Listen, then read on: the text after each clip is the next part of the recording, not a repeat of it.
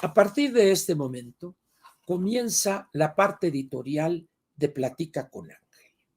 El título del editorial de este lunes 10 de julio del año 2023 lo he titulado Todavía quedó algo de escombro.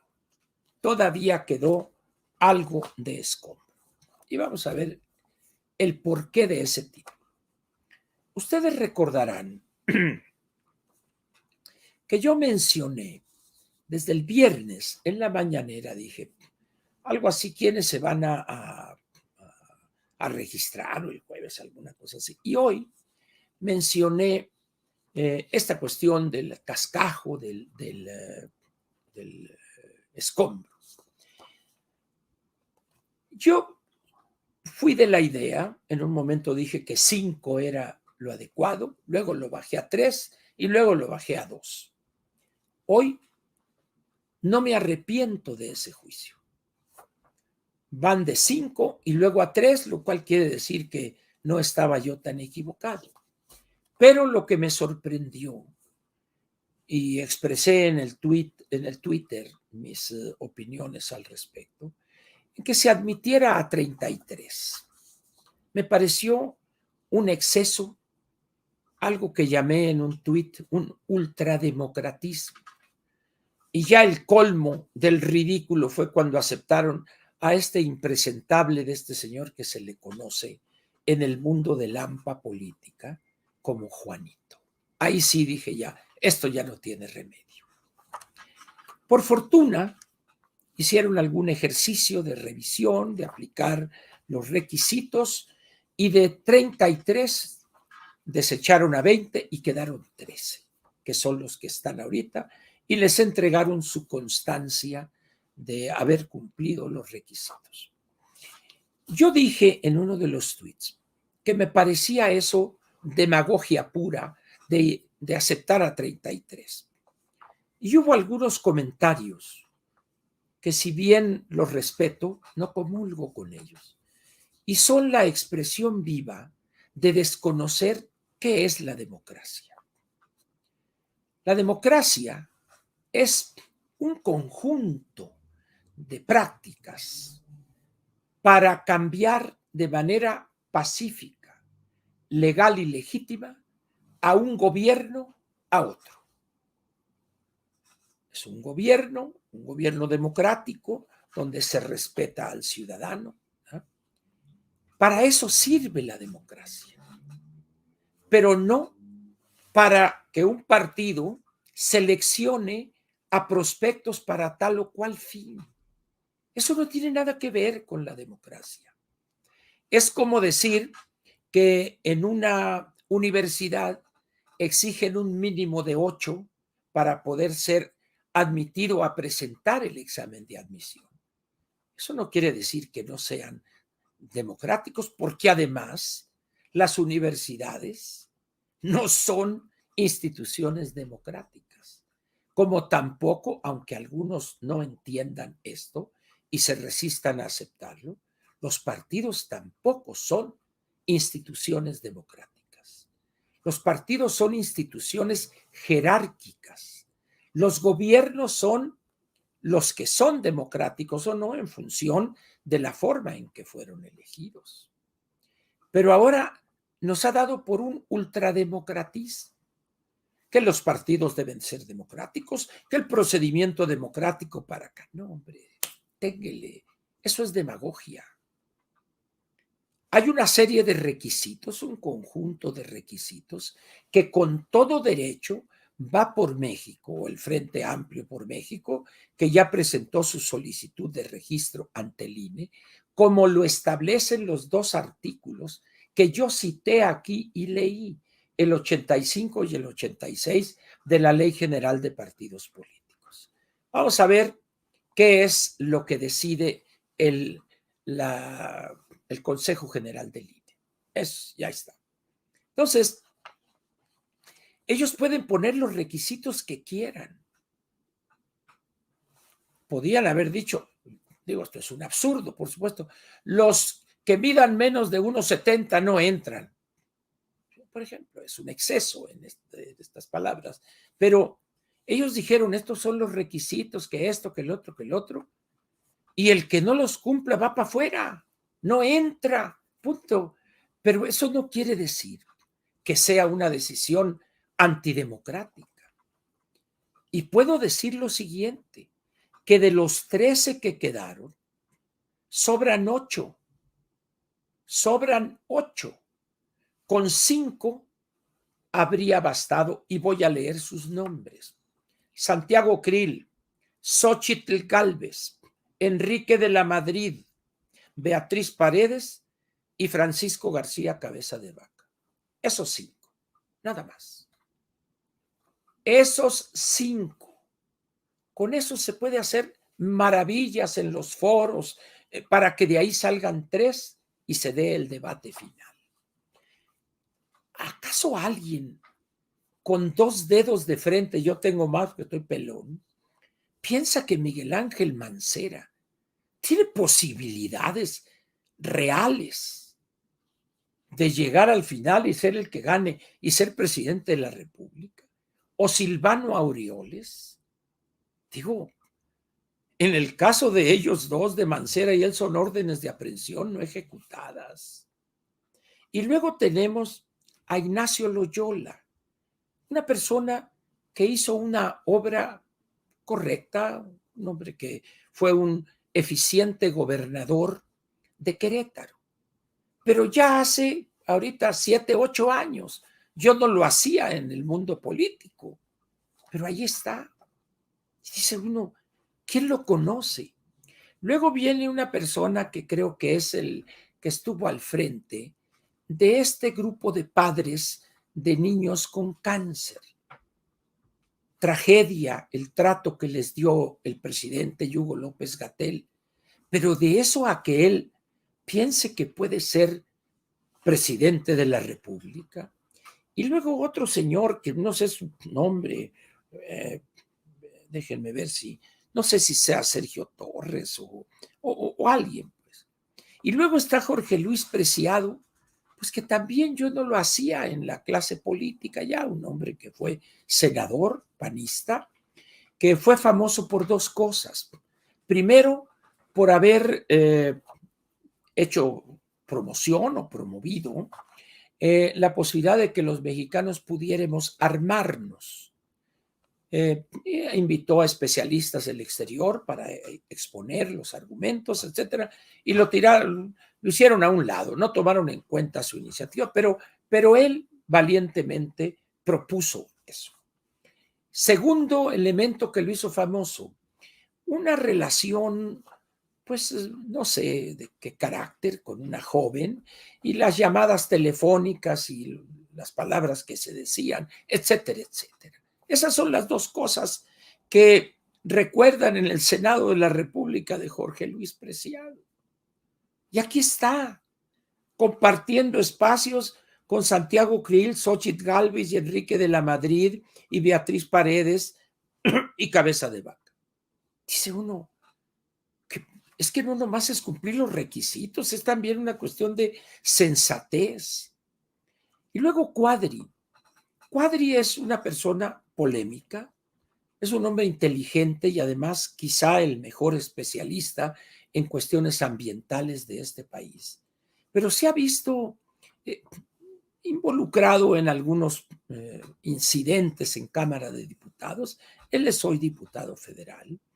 Entonces se peleó ahí con un diputado que utiliza un nombre de mujer, de dama, y total que se hicieron de palabras, perdió y tuvo que ofrecer una disculpa, no sé qué cosas, en qué terminó eso. Pero es un hombre controvertido, pero no le alcanzan las canicas para esto, pues. Y así podría decir de otros, déjenme ver, ya dije Sergio Torres, Israel Rivas, José Jaime Enríquez, no tengo la menor idea quién es, y vaya que sigo yo la política mexicana. Claro, no tiene por qué ser conocido por Ángel Verdugo para estar ahí, pero dice uno, ¿cómo? Pues? Entonces, yo dije eso y de repente alguien pone, ¿cómo es posible que usted, siendo tan culto, desprecia la democracia? juicios así sin sentido de la gente. Dice uno, bueno, pues, y más como estoy ahorita, pues si antes no les hacía caso, menos ahora, ¿verdad? Es decir, las personas emiten juicios muy a la ligera. Este proceso que ha iniciado la Alianza Va por México, en este Frente Amplio por México, es un ejercicio inédito que probablemente en las siguientes elecciones cobre visos ya de permanencia. Por eso hay que tomarlo muy en serio, ser muy estrictos entre los que vienen aquí. Sí, ¿por qué? Porque se trata de que sean los mejores, los más experimentados, los más capaces, los que hayan demostrado con obra, con hechos, etcétera, etcétera. Entonces, yo creo pues que de los 13 sobran 8. A mí me habría gustado, pero ese es Ángel Verdugo, ¿no?, que fuesen 5 nada más. Y entonces sí habría una competencia interesante, porque los 5 tienen algo que mostrar, tienen algo que dar. Entonces, ¿quiénes van a quedar finalmente en esa tercia el 3 de septiembre de este año? Estamos hablando casi hoy es julio, de aquí a casi 2 meses, un poco menos de 2 meses. Yo creo, espero no estar equivocado, que quedará Santiago o Xóchitl, quedará Enrique de la Madrid y muy posiblemente, si no hay este tipo de obstáculos que han planteado, que si está en el extranjero, que si su hermano lo registró, etcétera. Si logra salvar esos escollos, pienso que estará él en esa tercia. ¿Y por qué selecciono uno u otro de Santiago y Xóchitl? Los dos, pero también llama la atención que sean 5 personajes del PAN. Pues ellos sabrán por qué tantos, ¿verdad? Pero muchos no necesariamente es sinónimo de calidad, ¿verdad? Entonces, en el caso de Santiago, es un hombre experimentado como político, como funcionario y abogado postulante. Es un hombre, un hombre de bien, preparado, conocimientos jurídicos de primera. Trabaja él, no sé si sea él el socio principal en un despacho de abogados, consultores al sector privado. Pero creo que ahí habrá un enfrentamiento, pues, pero sí un choque entre ellos dos. Santiago, antes de este fenómeno, de este tsunami Gálvez, ya se veía con la candidatura en la mano.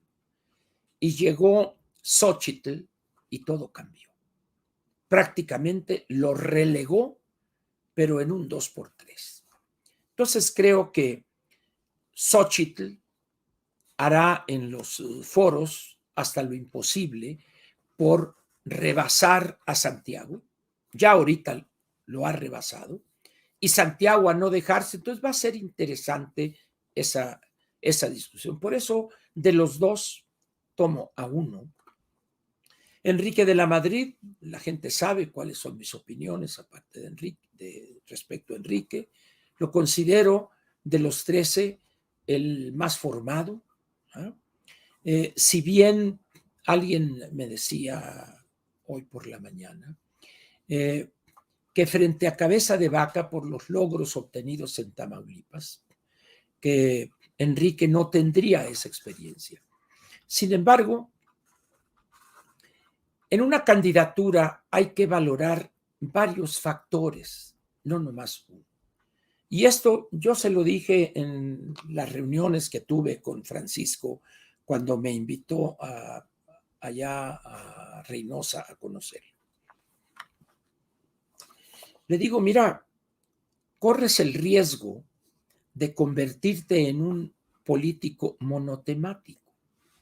Por eso me dio gusto el día que platicamos, que se extendió en otras áreas de la gobernación, por ejemplo, energías limpias, ese tipo de cosas que él planteó, lo cual habla de que no es un político monotemático. Pero Enrique tampoco es un político monotemático. Entonces, por eso pienso que será uno de los dos de Santiago y Xóchitl, estará Enrique de la Madrid y estará Francisco García Cabeza de Vaca. ¿Y por qué no Beatriz Paredes? Yo no tengo nada personal en contra de Beatriz. Simplemente lo que señalo es su formación en uno de los gobiernos más perniciosos y dañinos que ha tenido México junto con el de López Portillo en el México contemporáneo. Tan fuerte fue ese daño que vean ustedes al bulto. Ahí se nutrió y de esa raíz ideológica política proviene Beatriz. Yo no le conozco a Beatriz, no obstante ser del sector campesino, como se dice en el PRI. No le conozco una idea disruptiva, moderna del campo mexicano. Es una mujer preparada que ha recorrido no solo la parte legislativa, fue gobernadora de Tlaxcala, secretaria general o lideresa de la CNC, embajadora en Cuba, en Brasil, pero su único paso por el Poder Ejecutivo, y eso fue hace muchísimos años, en Tlaxcala. Si bien un estado par del resto de las entidades federativas, pero es un estado muy pequeño, con problemas, pues quizá el mayor problema de Tlaxcala, aparte de su situación de pobreza en algunos sectores, es el problema de la trata de blancas. ¿Cómo se llama este pueblo o esta ciudad? Creo que es Tenancingo, que es la cuna y la meca de todos los padrotes, de los gigolós, y ahí tiene años esa situación ahí en Tlaxcala. Pero yo no lo he escuchado a Beatriz algunas posiciones disruptivas que expresarían esa experiencia, pues. Entonces, creo que es una persona respetada, respetable, pero con una visión aceda, caduca de los problemas del país. Eso es lo que pienso. Entonces, por esa razón estoy hablando de aquellos tres: Santiago o Xóchitl, Enrique y García Cabeza de Vaca. Esa sería mi tercia, sería la trifecta, dirían los que les gusta apostar en el hipódromo. Y de los tres, pues pienso que podría o que quedaría Enrique de la Madrid. Ese es mi pronóstico, vamos a decirlo. Ahora, si Francisco no quedare por estas cosas que mencioné, ¿no?, y que se está discutiendo, entrevistaron al hermano, entonces creo que quedarían, la trifecta sería Santiago, Xóchitl y Enrique de la Madrid. Eso es lo que pienso.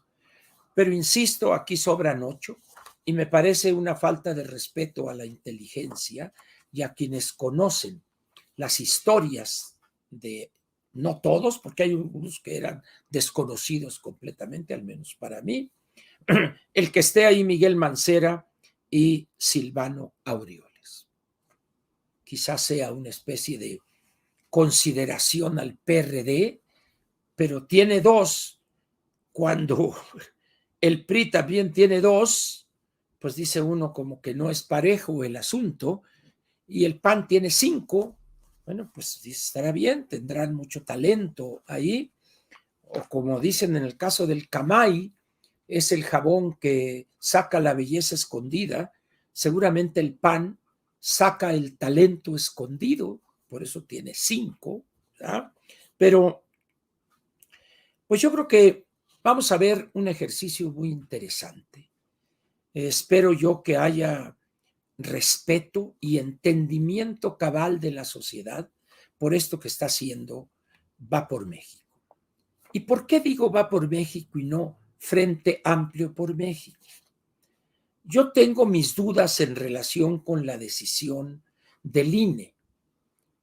El texto mismo del artículo 86 ya señala que debe ser una figura integrada solo por partidos. Por fortuna ya hicieron a un lado, y que siendo organizaciones civiles, háganse a un lado, ustedes no entran en Frente Amplio. el frente lo define perfectamente el artículo 85 y 86. Y segundo, dice que se unen en un frente estos partidos, 2, 3, 4, los que sean, para actividades no electorales. Y estamos aquí en una actividad netamente electoral, aun cuando, pues yo no sé si dentro de las formalidades tan propias a nosotros para ocultar las verdaderas intenciones, pues haya alguien que crea que esto que se está haciendo, este ejercicio, no es un ejercicio electoral. Pero en fin, vamos a ver qué decide el Consejo General del INE. Tienen ellos 10 días para resolver y si aprueban ellos ese convenio, porque es un convenio el que firman los tres partidos, ordene su publicación en el diario oficial y empiece a tener su vida propia el Frente Amplio por México. Vamos a ver pues qué sucede. Y quiero ahora, para terminar la parte editorial, comentar un poco sobre esto que estamos viendo en las últimas semanas en el país.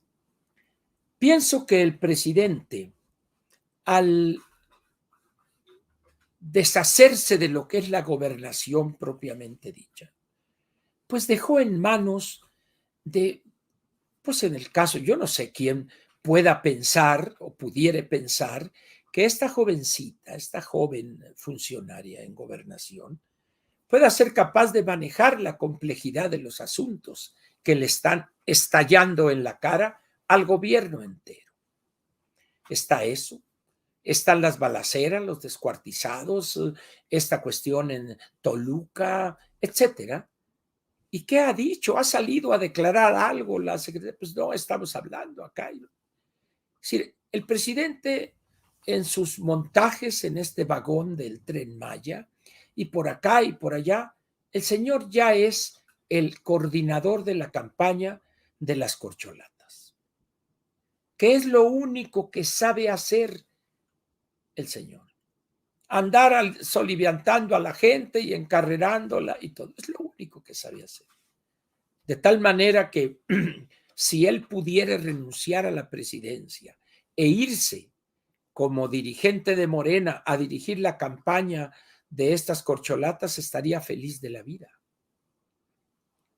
Sin embargo, el artículo 86 de la Constitución le prohíbe eso, porque la renuncia debe de ser por causa grave que sería calificada por el Senado de la República. En estas condiciones, señores, creo que México está caminando por un terreno minado. Los conflictos están estallando y los grupos criminales se han apropiado de 3, 4 de quintas partes del territorio nacional. Diga lo que diga el presidente.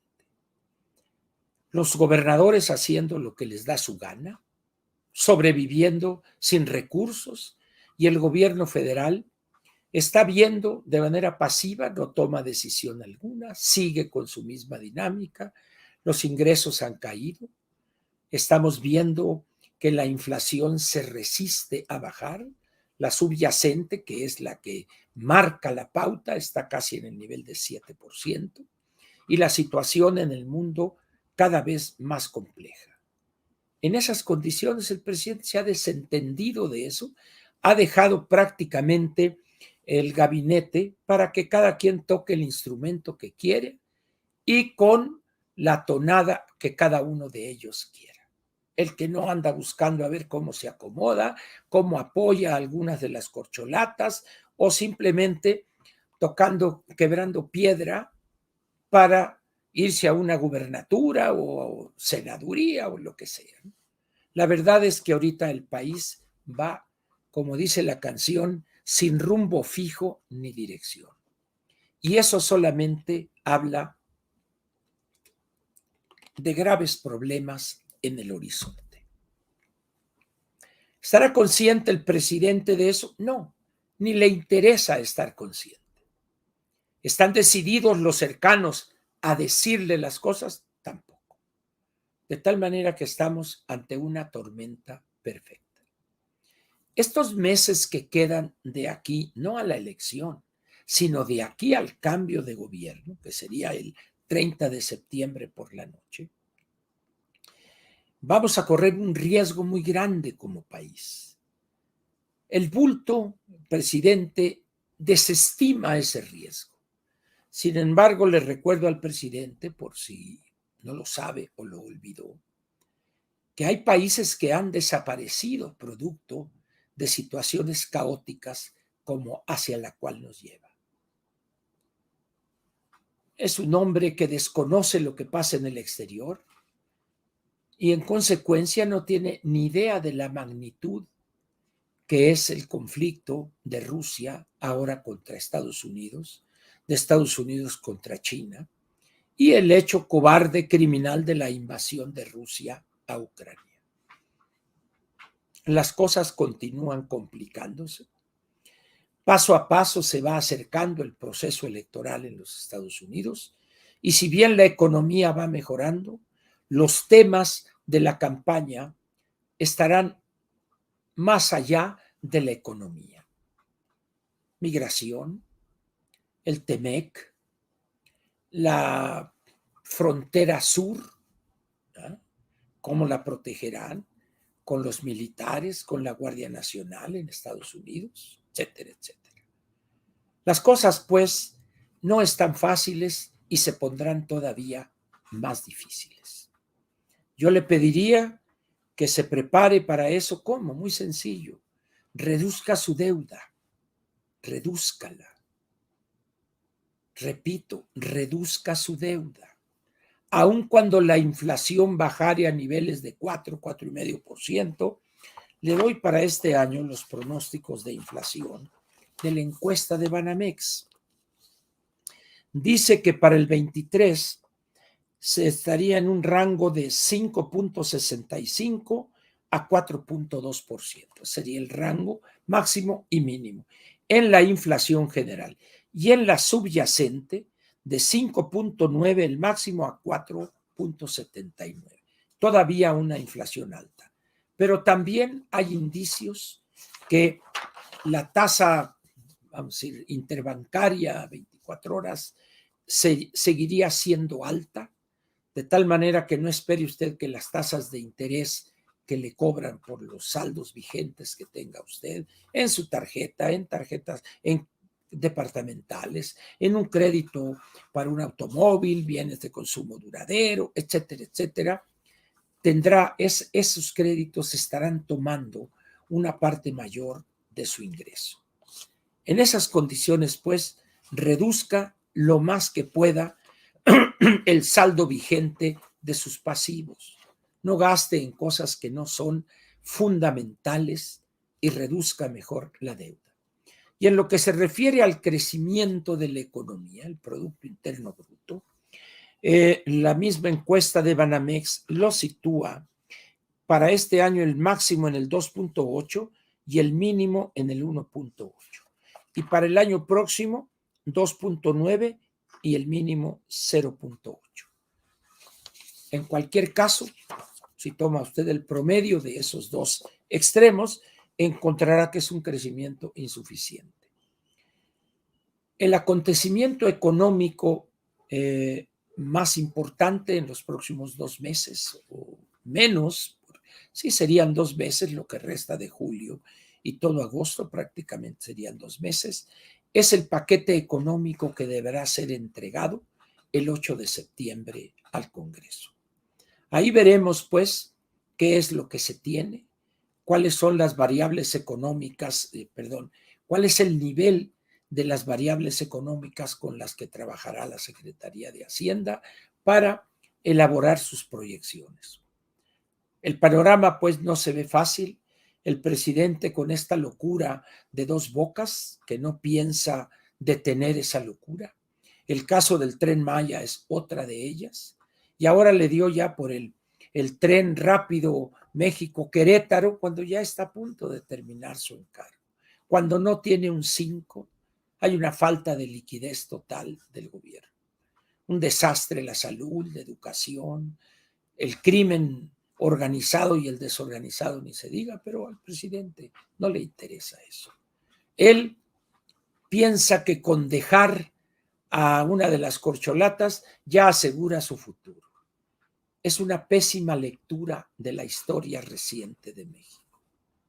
Valdría la pena que revisare la suerte de mi general Obregón y la suerte del general Plutarco Elías Calles, para que le baje 3 rayitas y modesta y de una manera discreta se vaya a la chingada, que es su finca en Palenque. Entonces, se vendrán una serie de decisiones por parte del nuevo gobierno, donde la pus, el torrente de pus que brotará, va a ser incontenible. Si ganare la oposición, será evidente que habrá eso, se sabrán muchas cosas que hoy permanecen a oscuras, escondidas, pero si ganare, si llegare a ganar Morena, serían incluso mucho más estrictos. ¿Por qué? Porque quien ganare tendría la gran tarea de legitimarse como gobernante y no ser un títere de López Obrador. El caso del general Cárdenas, por ejemplo, sería ilustrativo, o el caso de López Portillo, más reciente, frente al presidente Echeverría. Entonces, valdría la pena, pues, que empezara a bajarle 3 rayitas al presidente, porque de otra manera puede ser que el desorden y la anarquía lo rebase y en ese momento las decisiones que tendría que tomar él, todavía en su gobierno, serían muy complicadas.